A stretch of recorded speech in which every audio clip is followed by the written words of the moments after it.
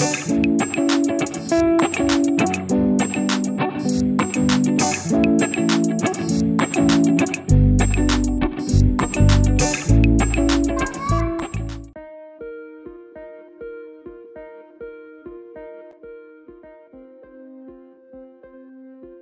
nome é Mariana Locke, para quem não me conhece, eu sou médica, então eu sou do Rio Grande do Sul, sou gaúcha, e eu fiz toda a minha formação em medicina lá no Rio Grande do Sul. Eu acabei caindo nesse mundo do otorrino em São Paulo.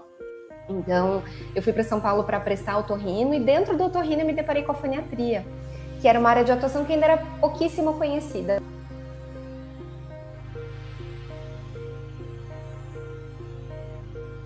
E a fala, ela também vem através desse próprio processo. Porque o que acontece? Apesar da fala ser o maior anseio das famílias, eu costumo dizer que a fala, ela é como se fosse um telhado de uma casinha, tá?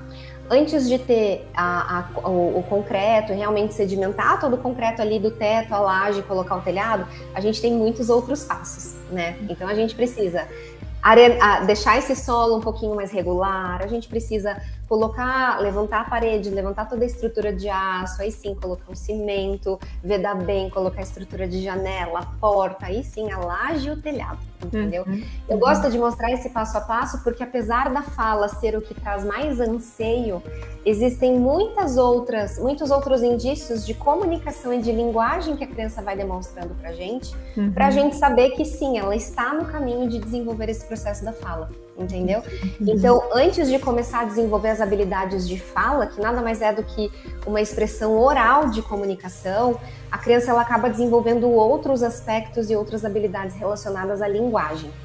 E a linguagem, hoje em dia, a gente acaba denominando como um conjunto de signos, ou seja, de significados mesmo, que podem ser verbais, mas também não verbais, tá? E que acabam trazendo para a criança a noção de reconhecimento dela com o meio externo e com o mundo. Então, ela precisa desenvolver essas habilidades de linguagem, principalmente utilizando primariamente todas as vias sensoriais. É por isso que a gente vê, por exemplo, que um bebezinho, quando está sentadinho e começa a trabalhar um pouco a pega, ela pega e introduz tudo na boca. Ela precisa dessa fase oral, que é uma forma de exploração para ela entender o que aquele símbolo, aquele objeto significa, tá? Então, a gente vê que o desenvolvimento da fala, ele segue muito todo esse desenvolvimento crânio-caudal da criança. No momento que ela começa a ficar um pouquinho mais sentadinha, ganhar mais força, engatinhar, começar a caminhar, no momento que ela tá ali caminhando, mais ou menos, é o momento que a gente também tem a expectativa de que essas primeiras palavrinhas, elas comecem a surgir também.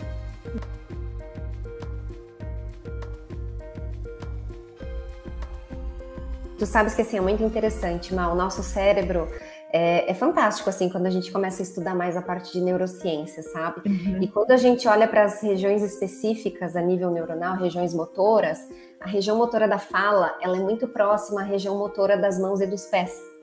Então, não é muito raro, por exemplo, quando a gente vê uma criança que tenha alguma manifestação de uma suspeita de uma apraxia de fala, em que ela tem uma dificuldade motora oral, que ela possa ter uma dificuldade manual também, tá? Então, ela pode ter dificuldade, por exemplo, com peças de encaixe. Eu tô só me adiantando, só dando um exemplo, tá?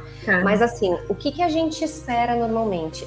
Existem 4 sinais de 4 fases que são muito comentadas, e são fases que são, inclusive, comentadas a nível de aspecto cognitivo, porque são questões que a gente costuma ver que podem estar comprometidas também e que podem ser indicadores de risco para desenvolver transtornos do neurodesenvolvimento como o autismo, tá?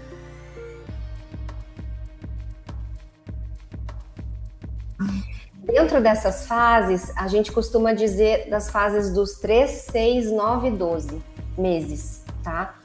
Ao redor dos 3 meses de idade, a gente já espera que esse bebê ele comece a seguir os pais com o olhar, por mais que seja algo muito rudimentar, tá?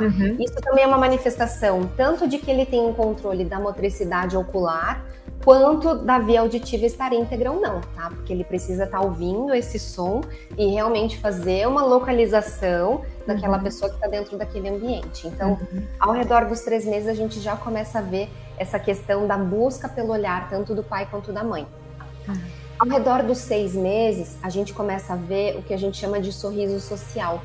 Então, nessa fase, no momento que a gente está, por exemplo, trocando a fraldinha da criança, ela já começa a dar uma risada diante de uma brincadeira que você faz. Ou às vezes, por exemplo, a gente acaba, aqui no Brasil, usam muito o recurso da galinha pintadinha, né? Galinha pintadinha virou super febre, né? Patati patatá, o mundo bita também. Então, assim, ai, vai dar banho, vai trocar fralda, acaba colocando uma musiquinha, e aí a mãe faz algum som, tipo uma onomatopeia, assim, tipo, ai, um apito de vamos supor, de um trenzinho, piu, piu, e aí a criança dá uma risadinha em direção a esse apito, entendeu? Esse é o sorriso social, a gente vê que ela começa a construir já nessa fase, Mar, o intuito de realmente ter essa interação social e se comunicar com o outro. Tá? Ao redor dos 9 meses, como eu tinha comentado antes, a gente espera que esteja bem delimitada uma habilidade que a gente chama de triangulação do olhar. A triangulação ela é um pouquinho diferente dessa busca como a criança tem pela localização, tá? A triangulação, vamos usar esse mesmo exemplo da fralda. Então, o bebê tá ali, a mãe tá trocando a fralda, ela tá dando risada pro bebê, tá? E vice-versa, o bebê também tá dando uma risadinha para ela. E aí, num segundo momento, o pai chega e fica do lado dessa mãe. E aí o bebê volta a olhar pro pai, brinca com o pai, e no momento que esse elemento figurativo ele sai, o bebê volta de novo o olhar para o centro, para a mãe, tá? Isso é que a gente chama de triangulação. Então a gente vê que o bebê ele começa a ter uma atenção dividida conforme os pares, mas que tem interesse com mais de um indivíduo em gerar algum tipo de comunicação, mesmo que seja não oral. Tá? Que interessante. E ao redor dos 12 meses, a gente ainda dá uma tolerância assim até os 14 meses de idade. A gente espera que esteja surgindo a primeira palavrinha, tá? Normalmente surge uma média de 2 ou 3 palavras, costumam ser mais monossílabos e costumam ser assim repetidos. Então, por exemplo, mamá, papá, tatá, totó, e costumam ser sons de palavras que a criança está mais habituada a ouvir no dia a dia dela.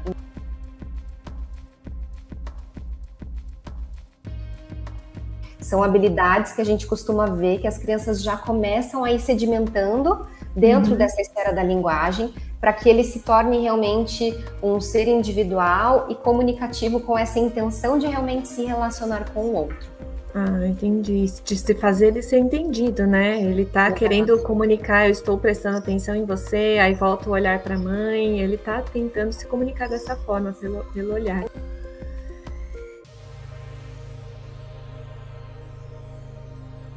E quando que os pais começam a perceber, dentro desses marcos que você falou, né, dos 3, 6, por exemplo, aos 12, 14 meses, se ele não estiver falando a primeira palavra, mas qual que é esse prazo, o limite que eu posso, para começar a levantar um alerta de que não está dentro do normal? Em realidade, você mora aí em um dos países que desenvolve mais pesquisa nessa parte de neurociências, né, que é os Estados Unidos, e tu sabes que eu estava lendo um artigo, inclusive recente, que eles estão tentando levantar um protocolo de triagem para avaliar fatores de risco de transtorno do espectro do autismo, inclusive em bebês. Tá? Então, assim, existem manifestações que podem ser muito precoces. Normalmente, isso vem muito da habilidade do olhar, não só do olhar dos pais, quanto assim, da valorização do que os pais estão enxergando. Porque o que eu vejo que acontece muito no meu consultório? Eu vejo que assim, muitas famílias chegam e falam assim, doutor, eu já percebia que com 9 meses o meu filho, ele não dava assim risada para aquilo que eu estava falando.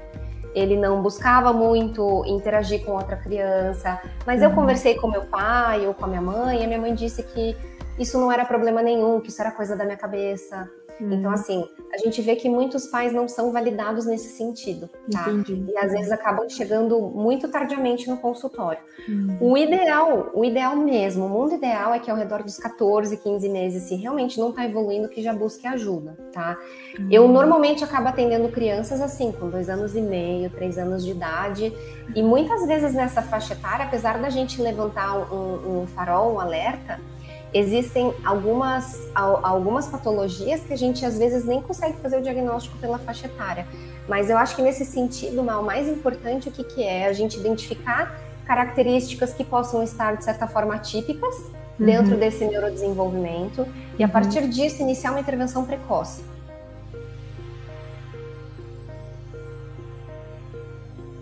Hoje, graças a Deus, assim, o Brasil é um país que defende muita intervenção precoce, assim como os Estados Unidos, tá? A gente vê que existem muitos processos terapêuticos que já começam aí, muitas vezes até antes de 1 ano de idade, ou se começam depois, começam ao redor de 1 ano e meio de idade, mas toda a estimulação precoce, ela é super importante e necessária, porque é justamente a fase onde a criança ela tem o maior nível de neuroplasticidade, tá?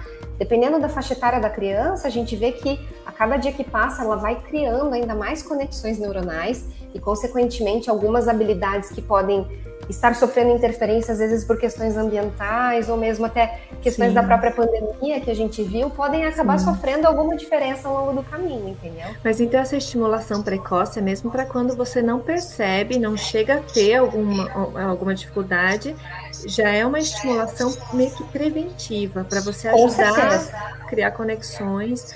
Ah, perfeito. Por isso que precisa ter essa visão, como você estava falando, de não só fazer testes, fazer exames de imagem, mas você prestar atenção e valorizar a informação que a mãe está trazendo, né? Que é a mãe que vai ter essa informação bem fina, né? Esse feeling.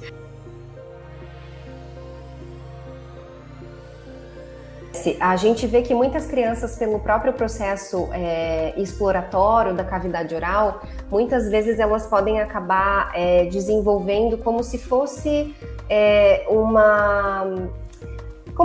língua própria. Às vezes eles acabam se expressando de uma forma que muitas vezes eles têm uma forma própria de se expressar. Por exemplo, o Tata foi meu sobrinho que criou o próprio Tata. Tá? E o Tata era para minha sobrinha. O Tata não é uma palavra especificamente, ele não tem um significado, assim. Se a gente for pensar no jargão nesse sentido, Gil, então assim, bom, a criança ela está se apropriando de uma fala, mas essa fala é uma fala que é funcional, então assim, ó, ele está usando essa palavra para identificar a irmã. Aí tudo bem, tá? Mas a gente vê que muitas crianças já no início do desenvolvimento da fala, elas podem ter palavras que não são que não tem um significado próprio e que aí, nesse sentido, a gente pode até pensar em algumas patologias. Por que o jargão é importante? O jargão, assim, depende muito do significado, tá? Hoje em dia a gente acaba usando muito o termo de onomatopeia, tá? Isso que eu te perguntar, se o jargão é a onomatopeia. A gente pode usar em realidade como sinônimo, tá, Má? O que é a onomatopeia? A onomatopeia nada mais é do que uma emissão sonora, tá? Que vai gerar algum significado, que vai remeter a algum símbolo, tá? Então, pode remeter a um símbolo de um pare, tem alguns semáforos que tem barulho de pare, que tem barulho de siga, pode remeter a um som de um carro, buzina de carro andando, remeter, por exemplo, uma onomatopeia, um exemplo clássico, é o gibi da Turma da Mônica, tá? A gente vê que Maurício de Souza usa muito recurso escrito. Splash, boom! Isso também acaba sendo uma onomatopeia, mas é mais visual, tá? Uma própria placa, às vezes de um ponto de exclamação, é um símbolo que também não é verbal, tá? Mas todos esses símbolos, eles precisam estar imersos dentro desse ambiente da criança para que ela consiga entender a partir desse símbolo o que ele está se referindo. Porque é muito mais fácil para a criança de início imitar o som de um carro do que falar a palavra carro.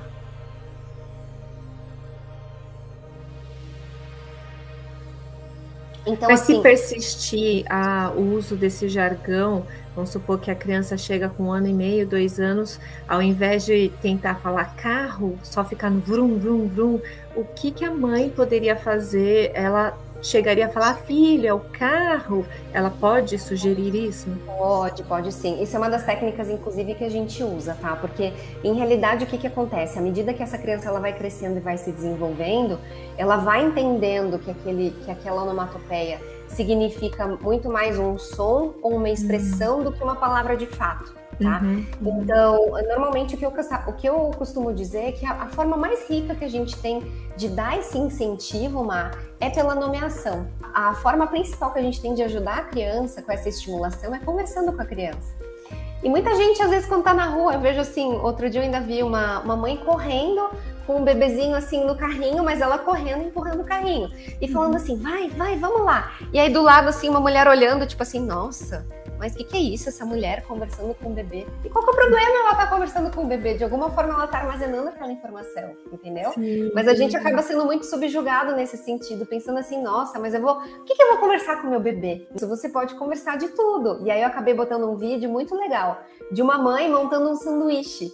e mostrando para a criança, olha, filho, agora vamos montar o sanduíche, eu vou cortar o pão, agora eu vou colocar o queijo tá aqui, ó. Eu vou colocar o presunto. Chega a ser até meio engraçado, mas... Você vai nomeando, falando de cores, de nomes. Exato, parte e do vocabulário infantilizar também, né? E se infantilizar. Exato. A gente pode até ter um teor, assim, uma voz mais doce, uma entonação mais devagar. É importante a gente usar a melodia, assim, de início, porque todas essas variações e a lentidão da fala vão favorecendo com que ela consiga captar essas pistas de entonação a nível auditivo e gerar um significado da palavra. Então é muito importante que a gente fale lento, pausado e com um ritmo, tá? Mas não necessariamente precisa ser naquela fala meio gugu dadá, como a gente fala às vezes, né? A gente vê que tem muitos pais que acabam falando muito infantilizado. Lógico que a gente pode ter essa relação com o nenê. E eu acho que isso, nesse sentido, cada pai e cada mãe, cabe a cada um escolher a forma como quer se comunicar com a criança, sabe? Uhum. Mas é muito importante que a gente possa prover para ela o contato com essas novas palavras. Então, descrever ao longo do dia, sabe? Na hora que vai dar banho, olha, filho, agora eu vou lavar sua cabecinha, vamos lavar a orelha. Pode pôr uma música, por exemplo, do Patati Patatá, que fale da hora do banho, entendeu? Pode acabar variando todos esses estímulos entre auditivo, visual, às vezes o tátil, pegando um livrinho com textura para a criança tocar e vai descrevendo. Perfeito. Isso que acaba sendo a riqueza de vocabulário. Entendi. Mas então, só para concluir o que você estava falando, é melhor a gente falar mais monotonamente, mantendo o mesmo ritmo, do que você de repente falar, então, daí, sabe, você variando os tons, é melhor? Não, o ideal é a gente fazer essa variação mesmo. Tá. Entendi. Porque quando a gente faz essa variação melódica, a criança, ela às vezes consegue chamar, inclusive, até mais atenção da criança. Sim, eles dão até risadas, né? Dão risadas, se a gente faz aquele barulho, dá risada também de alguma coisa, aperta o botão de algum livrinho, adoro esses livrinhos musicais, sabe? Que a gente vai lendo a história, aperta ali a vaquinha, faz mu, aí a criança dá risada, é muito gostoso, é isso que a gente tem que fazer. E não fazer de uma forma, só para concluir assim, não é fazer de uma forma obrigatória, é que isso possa trazer um sentido pra gente também, sabe? Sim. E para isso a gente precisa de ter tempo com a criança, né? Então, assim, muitos pais ainda falam, nossa, doutora, mas como que eu vou fazer isso? Eu não tenho tempo, às vezes, nem para mim, nem para dormir direito, eu não tenho tempo de me cuidar, como que eu vou cuidar do meu bebê, né? E aí cabe a gente, muitas vezes, acabar organizando as questões relacionadas a prioridades, né? Porque a grande questão não é, assim, a quantidade de tempo. É lógico que se a gente tiver mais tempo, melhor vai ser. Mas é a qualidade com que a gente passa aquele tempo com a criança. Sim. Então, tá sendo um tempo de qualidade, a gente tá conectado ali com a criança, olhando a criança, tocando, cheirando, fazendo um afago, brincando, ou a gente tá ali, tá dividido pela tela do celular, ou tá com a televisão ligada vendo a notícia, entendeu? E isso até reflete, acho que o lado que a gente falou dos pais, tem pais que são muito ansiosos, que estão lá esperando pela primeira palavra, e tem o outro lado, né, daqueles pais que estão, como você falou, desconectados, não estão nem prestando atenção, nem percebendo que naquela idade seria ideal que a criança já estivesse conseguindo fazer alguns sons, né, específicos.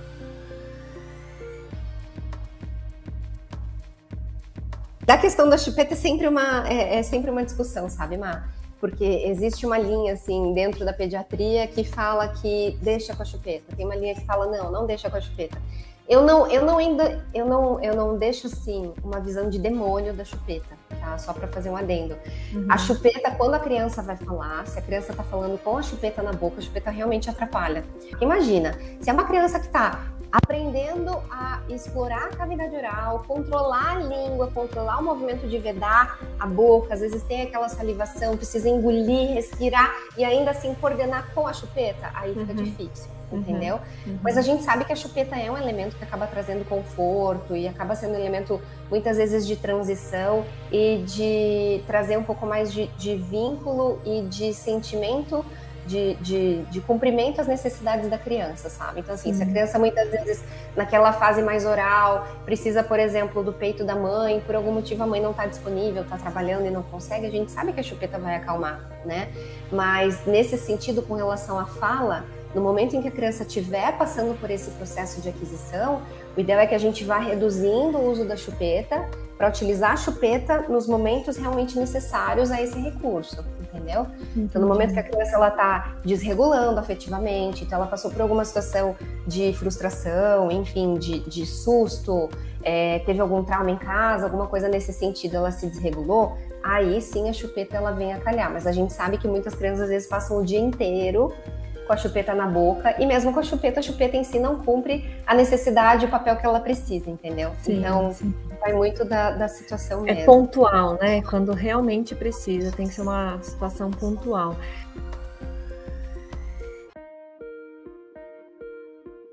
Percebeu que algo não vai bem.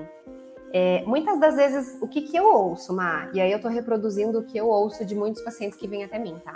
Eu vejo que muitos pacientes levantam essa bandeira de suspeita com os próprios pediatras. Então, o mundo ideal é que, assim, o pediatra realmente é o profissional que tem mais acesso a essa criança, porque, querendo ou não, ele tá acompanhando todo o neurodesenvolvimento, perímetro cefálico, peso, questões relacionadas à alimentação, estatura, entendeu? Mas nem todo pediatra fica a par desse conhecimento e dessa urgência da gente realmente buscar essa estimulação precoce. Hoje em dia, graças a Deus, eu acho que isso vem melhorando, tá? Então, assim, eu vejo que essa informação ela vem ganhando ainda mais proporção com relação à necessidade, mas eu já atendi muitos pacientes que passaram com o pediatra e o pediatra falou, não, espera, até 2 anos e meio, 3 anos, enfim, ainda não está passando por essa necessidade. Para tu ter uma ideia, eu ouvi inclusive de uma mãe de um paciente que eu atendi recentemente, que ela morava em Portugal, e ela comentou que em Portugal eles só consideram atraso na fala com 4 anos e meio de idade. Então, assim, isso muda muito de região para região, sabe? O mundo ideal realmente seria procurar o pediatra, tá? De uma forma geral, o que eu acho que seria o perfeito, né? O perfeito seria realmente ter acesso a um foniatra, mas não tem acesso a um foniatra, precisa procurar uma fono, tá? A fono, eu digo assim, que o relacionamento de um médico foniatra, ele não existe sozinho, tá, Má? Porque a gente precisa desse convívio interdisciplinar com todos os demais profissionais. E em se tratando do desenvolvimento da fala, a fonoaudióloga é a profissional mais habilitada para incentivar todas as habilidades relacionadas ao desenvolvimento de fala e de linguagem, tá? Então, quando eu falo assim, procurar o pediatra no sentido do aspecto médico. Então, assim, vamos checar se realmente está tudo bem relacionado ao desenvolvimento neurológico da criança, se ela tem algum problema de saúde, vamos encaminhar para o otorrino para ver se tem alguma questão auditiva, vamos avaliar a visão, todas as demais áreas que também podem estar sofrendo algum tipo de interferência impactando na fala, né? Mas no sentido de intervenção, a fonoaudióloga é urgente, tá? E aí, nesse sentido, o ideal mesmo seria encontrar uma fono que esteja mais habituada a trabalhar com essa parte de linguagem.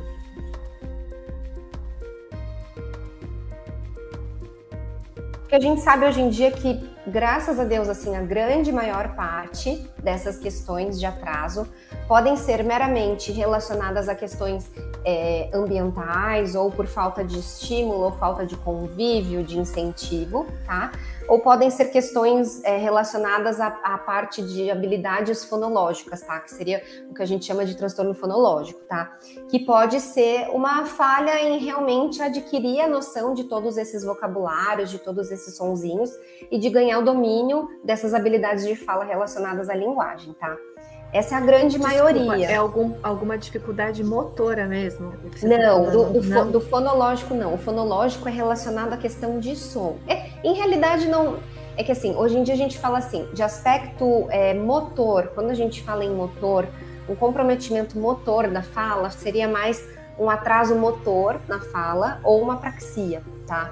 Quando a gente fala do fonológico, é mais no aspecto articulatório, mas a falha é às custas do som que a criança está armazenando, tá?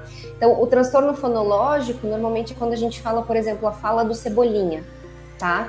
Quando a gente fala com aquela língua, por exemplo, plato, tá?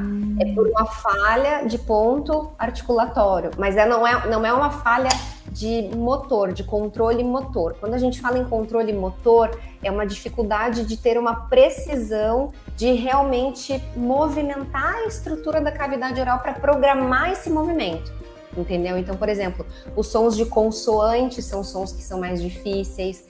A gente vê dentro de um quadro de apraxia ou um transtorno motor que a criança às vezes já tem dificuldade, inclusive, de mamar, São crianças que às vezes não conseguem nem fazer um movimento de sucção, não conseguem jogar beijo, não conseguem fazer o sonzinho do cavalo, por exemplo, o controle do som instalando, entendeu? Então, quando a gente fala em uma questão motora, ela pode ter um atraso motor, que seria um atraso nesse controle motor, ou uma apraxia, que é uma dificuldade persistente, tá?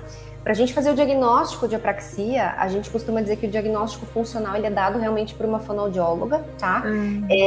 O médico, ele vem de uma forma muito interessante, o foniatra, ele vem casando com essa perspectiva, porque eu já vi crianças que estavam, por exemplo, com suspeita de uma apraxia na fala e tinham alterações neurológicas também, tá? Então, a gente acaba somando nesse sentido, avaliando todos os demais aspectos neurológicos, tá? Mas para fazer um diagnóstico da apraxia, como são erros na produção motora e que são muito assistemáticos, a gente precisa de uma quantidade de palavras que a criança já tenha adquirido no seu vocabulário, para que assim a gente consiga realmente bater o martelo. Então, assim, o diagnóstico da apraxia costuma ser um pouquinho mais tardio. Então, ele entra nesse grupo que eu te falei. Ao redor de 3 anos, eu já vi criança fazendo diagnóstico com 3 anos e meio, mas isso não impede que a gente comece uma terapia de uma forma precoce também, entendeu? Entendi. Então, essa que seria a principal diferença. A gente vê que o fonológico é relacionado ao som, então a criança não consegue executar o movimento articulatório às custas de falha nesse domínio sonoro, fonológico. Entendi. E a apraxia e o atraso motor é a dificuldade a nível de programação motora. Deixa eu te fazer 2 perguntas com relação a esses 2 pontos. Claro. Os 2 têm um bom prognóstico? Primeira pergunta. E o segundo, a apraxia, então, nem sempre está relacionada a alguma alteração neurológica, como a gente vê em apraxia decorrente de um AVC, por exemplo, né? De um derrame. Não é isso? Nesse ponto, vou responder a primeira pergunta, tá? A questão de gravidade depende muito de cada indivíduo e depende muito de cada manifestação, tá? Eu já vi crianças com um transtorno fonológico graves e que começaram a terapia de forma precoce, que permaneceram com algumas alterações a nível fonológico ainda na fase de alfabetização e que acabaram apresentando, por exemplo, inclusive trocas na escrita, tá? E a apraxia de fala, dependendo do grau também de gravidade, muitas vezes o prognóstico também depende muito do indivíduo, tá? O que eu falei com relação à questão da apraxia, do diagnóstico, eu mencionei, eu falho assim em me expressar, tá, gente? Desculpa, Mai, desculpa, pessoal. Eu acho que ficou um pouquinho confuso, mas assim, o que eu tava me referindo é a questão da apraxia de fala na infância, tá? A apraxia de fala na infância é esse transtorno relacionado à falha na programação motora dos movimentos relacionados à motricidade oral e orofacial, tá? A gente vê que a apraxia de fala na infância, ela pode ser isolada, então a criança pode ter apenas manifestação em cavidade oral, ou ela pode ter outras alterações práxicas, como eu tinha te comentado. Então pode ter dificuldade em encaixar quebra-cabeça, em pegar a garrafa, em ter o controle para beber água, por exemplo, tá bom? Existem outros quadros que podem comprometer a parte de motricidade oral decorrentes de outras alterações neurológicas. Aí, esse é o ponto principal que a gente precisa fazer os diagnósticos diferenciais, entendeu? Entendi. A apraxia de fala é um transtorno neurobiológico, entendeu? É do neurodesenvolvimento da criança, tá? Perfeito. Mas existem outros quadros que também podem estar corroborando para que a criança ou o adulto possa ter dificuldades motoras para fazer esse processo articulatório.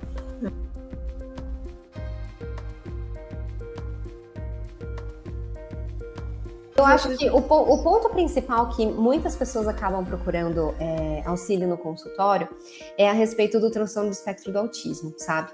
E aí eu queria focar nesses 2 pontos principais, porque eu vejo que, assim, existe uma preocupação muito grande com relação ao autismo e uma preocupação muito pequena com relação ao TDL, tá?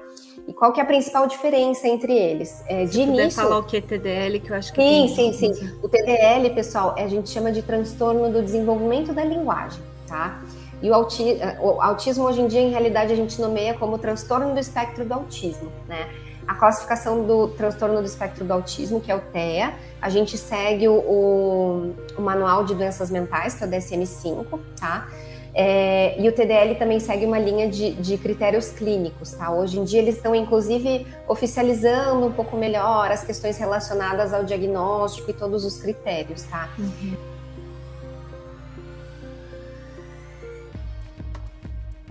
Mas o que a gente observa dentro do transtorno do espectro do autismo? Ele é um transtorno do neurodesenvolvimento, tá? Então a gente vê que é uma alteração que a criança normalmente pode apresentar, alguns quesitos relacionados tanto à comunicação social. Então veja bem, aqui quando eu falo comunicação social, não quer dizer especificamente que a criança não vai falar, tá? 2/3 das crianças em média que estão dentro do TEA são não verbais. 1/3 dessas crianças pode ser totalmente verbal, tá? E além disso, a gente vê, esse seria o critério A, tá? Então, quando a gente fala em critério A, seria a questão de comunicação social. Então, a gente vê que normalmente são crianças que têm uma dificuldade nessa comunicação social. Então, assim, se ela fala, muitas vezes ela não consegue entender alguns aspectos relacionados à linguagem. Então, às vezes, não consegue dar o uso da linguagem de forma adequada. Acaba sendo muito literal, por exemplo, tá? Não consegue entender jargões. Então, assim, quando ouve alguém falando, nossa, não sai na rua que tá chovendo canivete, ela vai literalmente entender que tá chovendo canivete na rua, entendeu? Isso seria uma manifestação, por exemplo, de uma criança que é verbal, mas que pode ter um comprometimento nessa comunicação social, tá? E a gente vê também, dentro desse critério A, algum comprometimento relacionado à interação social, tá? Então, as relações são mais fragilizadas, ela consegue olhar no olho muitas vezes, mas é um olhar que não é tão continente, então não consegue manter um vínculo social por um tempo adequado, vamos dizer assim, por um tempo de forma típica, como a gente esperaria dentro de uma criança neurotípica, tá? Ou ela pode ter relacionamentos que são um pouquinho mais fragilizados também nesse sentido, tá? Isso seriam os critérios A. E os critérios B estão relacionados principalmente a questões comportamentais. Então a gente vê que as crianças podem ter comportamentos mais rígidos ou restritivos, ou uma aderência muito excessiva a rotinas. Então, crianças, por exemplo, precisam comer os alimentos sempre proporcionados daquela forma no prato. Ela só come com aquele talher específico. Ela precisa daquele copo em especial. Ou, por exemplo, vai para a escola, precisa dobrar sempre naquela rua. Se ela dobra uma rua depois, é algo que desorganiza e desregulariza ela muito. Mas, Mari, como você percebe que uma criança que está começando, vamos supor, com 2 anos, ela vai ter algumas manifestações? Não, mãe, eu não... tipo, não. Aí você começa a perceber que... às vezes você fala, é personalidade, nossa, que vontadeira, né? Que vontade que essa criança tem. Mas como que a gente diferencia que é alguma coisa que é repetitiva e que pode estar demonstrando que é um dos critérios do TEA? Ou é a criança testando independência, autonomia e o limite? Isso é um detalhe, assim, que muitas vezes fica até numa nuance, sabe, Má? E principalmente quando são quadros mais leves, assim, dentro do espectro do autismo. O autismo, normalmente, ele parte de 2 teorias, tá? Uma das teorias, eles chamam de pruning. A teoria de pruning é como se fosse, assim, um aumento de... Existem fases em que a gente tem uma maior quantidade de formação de sinapses, tá? Então, a gente tem uma quantidade de maior formação de conexões neuronais ao longo da vida, tá? Uma dessas maiores fases, dos maiores picos, ocorre até os 3 anos de idade, tá? Então, ao redor dos 2 anos, 2 anos e meio, à medida que a criança ela não vai aproveitando essas conexões que ela criou, consequentemente, essas conexões vão ficando mais defasadas e vão passando por um processo de retomada.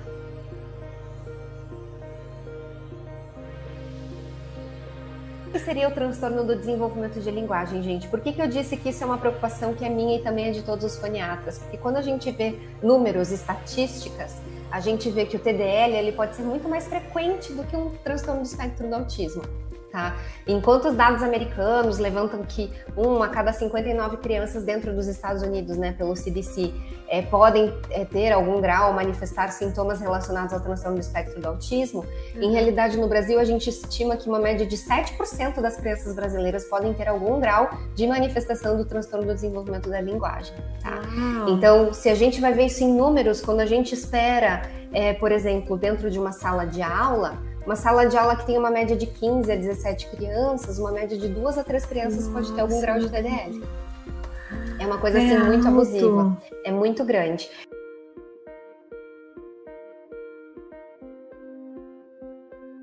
E qual que é a diferença de um transtorno fonológico para um transtorno do desenvolvimento da linguagem, tá?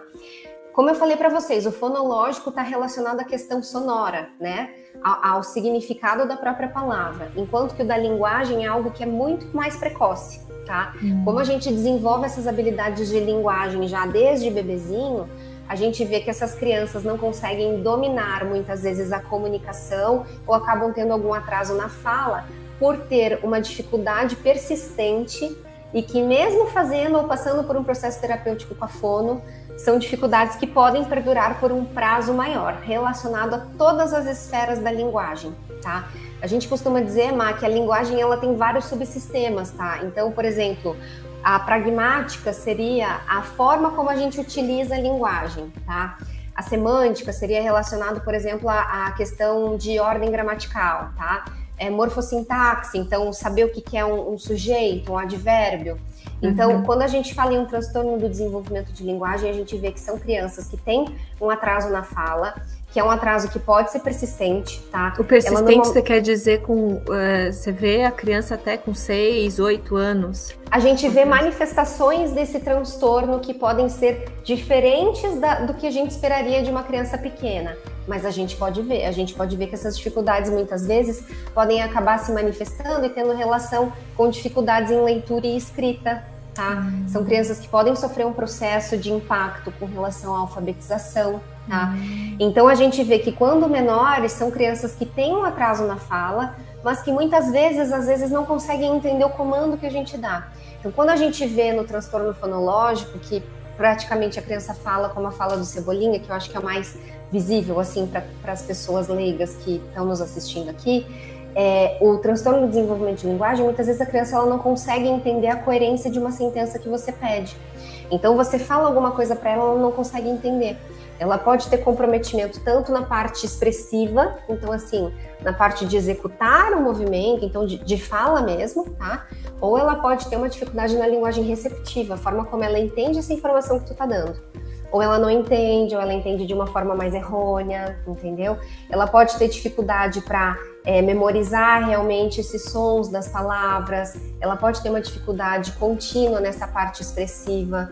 Muitas vezes, dependendo do grau desse transtorno do desenvolvimento de linguagem, as crianças às vezes utilizam inclusive alguns meios de comunicação alternativa ou aumentativa para utilizar esse recurso como um recurso a mais para ajudar nas próprias terapias e nas demandas que elas têm.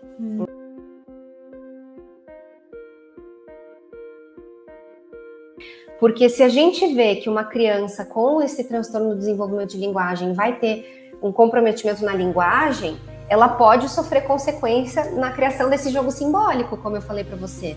Ela pode não entender o comando de uma brincadeira, consequentemente, ela pode ter uma recusa, um isolamento social. Se é alguém que não tem um olhar um pouquinho mais fino, um tato um pouquinho mais sensível para isso, pode olhar a criança e acabar dizendo, não, essa criança tem um transtorno do espectro do autismo. Entendeu? Porque a criança dentro do espectro também pode ter um comprometimento nesse jogo simbólico, também pode ter um comprometimento na interação social. Então, esse que é o principal papel, e é isso que eu defendo muito dentro da foniatria, sabe? Porque isso é uma nuance e é muito importante que a gente aprenda realmente, de fato, todos esses aspectos relacionados à linguagem.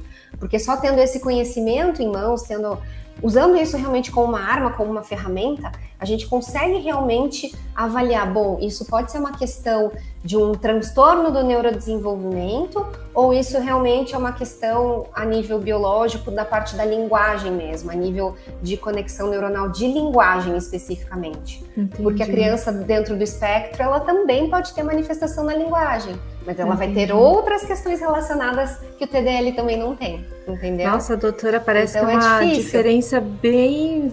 tênue, né? É muito tênue. Acho que até deu um nó na cabeça de vocês agora, espero que tenha ficado claro. Pouquinho, por isso que eu quero até te fazer uma pergunta para esclarecer. Claro. Eu não sei se é isso mesmo, mas para um autista ser diagnosticado como autista, tem que ter esse componente emocional. Tem que Com ter certeza. tem que ter. Tem que ter. E não obrigatoriamente no transtorno do desenvolvimento da linguagem. A criança, tá. Então, essa é uma pergunta. A segunda, e a dislexia? Não sei se a dislexia tem a ver com essa coisa da dificuldade de compreensão, de entender essa explicação que o TDL também não conseguiria, né? E é tão difícil. É muito difícil. A dislexia, em realidade, ela tá dentro de um quadro que a gente chama de transtorno de aprendizagem, tá? Assim como o transtorno do desenvolvimento da linguagem é uma dificuldade persistente, o transtorno de aprendizagem também é uma dificuldade persistente, Má. A dislexia, ela pode ser... normalmente a gente chama de dislexia relacionada mais ao transtorno de leitura, tá? Mas, de uma forma geral, a gente pode ter um componente em leitura e escrita, ou basicamente só a leitura, tá? A gente pode ter especificamente para a parte ortográfica, que seria o que a gente chama de disortografia, e a gente pode ter específico para matemática, que é o que a gente chama de discalculia, tá?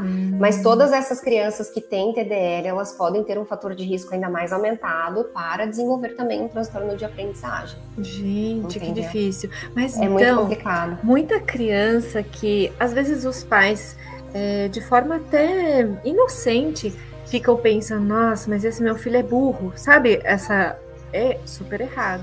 Mas às vezes pode ser TDL, né? Porque a gente ouve falar, meu filho é tão burro, não consegue entender, e pode ser um TDL. Com certeza.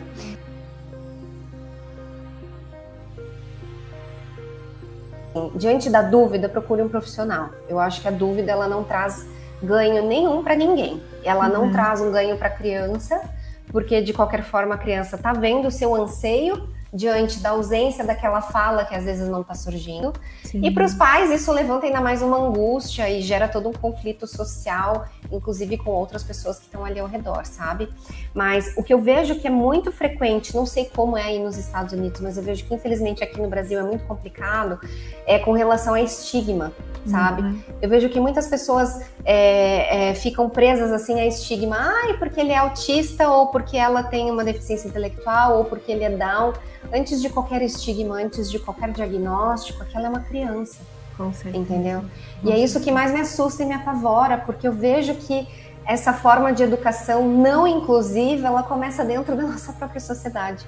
Então, antes de julgar a criança ou de ficar colocando realmente todos esses preconceitos e, enfim, esses rótulos que a gente acaba criando, a gente precisa ter um olhar empático e perceber se isso realmente é uma dificuldade que ela está demonstrando ou se isso pode ter alguma questão comportamental ou mesmo neurológica que ela esteja apresentando também. Com certeza. Eu até peço desculpas por ter usado esse termo, mas a gente ainda ouve, né? Mesmo, com certeza. É o que todo mundo fala, Má. Fica tranquila, não tem que pedir desculpa, não, tá imagina.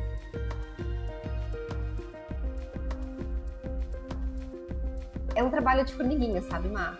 E muitas vezes a gente não esclarece em uma consulta, então assim, é o que eu falo já de cara para os pais, eles chegam às vezes na consulta e falam assim, doutora, você vai me ajudar? Eu digo, olha, eu vou te ajudar, eu vou abraçar você, eu vou dar minha mão até que a gente esteja em um caminho, em um direcionamento adequado. Mas nem sempre a gente consegue esse direcionamento de cara. Muitas vezes eu costumo dizer que esses casos, Má, costuma ser como se fosse um desabrochar de uma flor, sabe? Como se fosse tirando todas as casquinhas de uma cebola, assim. A gente vai tirando todas aquelas folhinhas da cebola até chegar a um cerne principal. Então, eu acho que é isso que eu queria trazer de mensagem, assim, pra live. Eu acho que depois dessa discussão ficou essa pulguinha atrás da orelha, né? Pessoal, obrigada mesmo. Eu que agradeço boa noite. Também. Muito obrigada, uma boa noite e um beijo grande. Beijo, tchau. Tchau, tchau.